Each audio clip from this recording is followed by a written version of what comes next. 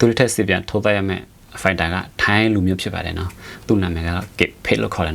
ဒီဖိုက်တာအရက်ပုတ်ပေမဲ့လက်သီးပေါတော့ပြေးနေလို့တော့ပြောကြတယ်သူရဲ့ညံလက်သီးက PGC တယ်ဒါပေမဲ့ကျွန်တော်တို့လက်ထက်မှာ Mango စီကဲလက်ဝက်ချစ်တော်များအားလုံးမင်္ဂလာပါလို့နော် Super Clarify Channel နဲ့ကြိုဆိုပါတယ်နော်လာမယ်6လပိုင်း73ရက်နေ့တောက်ကြညမှာကျွန်တော်တို့မြန်မာဖိုက်တာ3တွဲဆဲပါဝင်ပါတယ်ခင်ဗျာနော်155 110နှစ်ထိုင်းနိုင်ငံရဲ့ low fini လက်ဝက်ရုံမှာထုံတော့မှာဖြစ်ပါတယ်နော်ပါဝင်စီပြန်မဲ့ကျွန်တော်တို့မြန်မာဖိုက်တာတွေကတော့စောမမီမုံထက်အောင်သွေးလေးထက်တော့ဖြစ်ပါတယ်ခင်ဗျာနော်စောမမီဒီပွဲစီ4မုံထက်အောင်ဒီပွဲစီ6သွေးလေးထက်ဒီပွဲစီ9မှာဖြစ်ပါတယ်နော်သွေးလေးထက်တွဲစေကတော့နည်းနည်းဆင်းမြင့်ပါတယ်ခင်ဗျာနော်ဒုကောင်တွဲစေမှာဖြစ်ပါတယ်နော်သွေးလေးထက်စီပြန်ထိုးသားရမယ့်ဖိုက်တာကထိုင်းလူမျိုးဖြစ်ပါတယ်နော်သူ့နာမည်ကတော့ Kip Pit လို့ခေါ်တယ်နော် Kip Pit ဆိုတော့နည်းနည်းနာမည်နည်းနည်းမိုက်တယ် Kip Pit ဆိုတော့ဒီစိတ်ရတနာတွေကို Kip လေကလာတဲ့အပုံစံပါဗျာနော်โอเค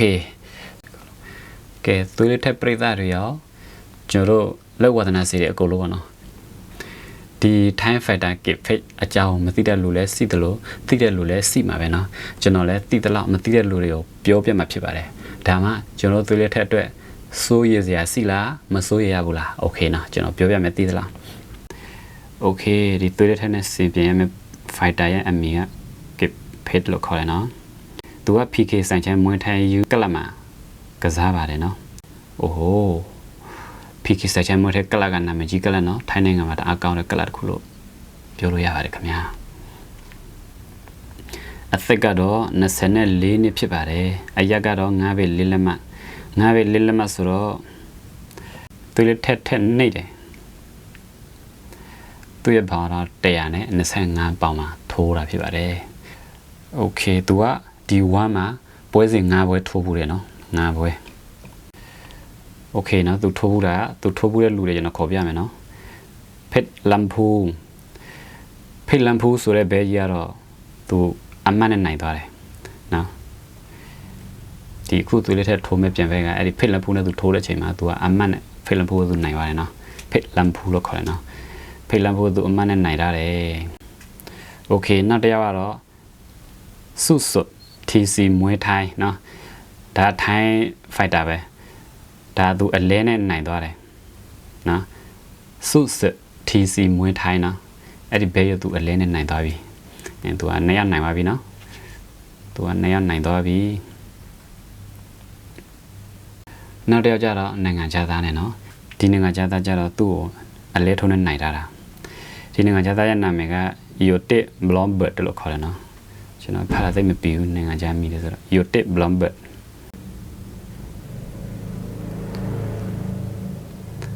နောက်တစ်ယောက်ကျတော့ Thai Fighter နဲ့ပဲ Pit Pili Son Chotto ခေါ်တယ်နော် Pit Pili Son Chotto လို့ခေါ်တယ်အဲ့ဒါလည်းသူရှုံးတာပဲသူအမတ်နဲ့ရှုံးရတယ်ဒီဘဲရောနော်ဒီဘဲသူအမတ်နဲ့ရှုံးရတယ်နောက်တစ်ယောက်လည်း Thai Fighter နဲ့ပဲသူနာမည်ကကော့ချိုင်းနော်ကော့ချိုင်းကျတော့သူရှုံးတယ်နော်ကောက်ချဲလဲသူ့နိုင်လာတယ်အလဲထုံးနဲ့ရှုံးလာတယ်နော်โอเคအဲ့ဆိုဒီဘဲရ9ဘွဲထုံး3ဘွဲရှုံးတဲ့ဘဲကြီးနော်ကောင်းလာလို့ပြောရမယ်အဲ့လားထိတော့မကောင်းဘူးပေါ့နော်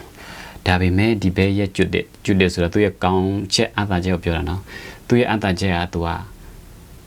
လက်တီပြေးတယ်နော်သူ့ရဲ့ညံလက်တီပြေးတယ်သူ့ရဲ့တွဲလို့လည်းကောင်းတယ်ဒါပေမဲ့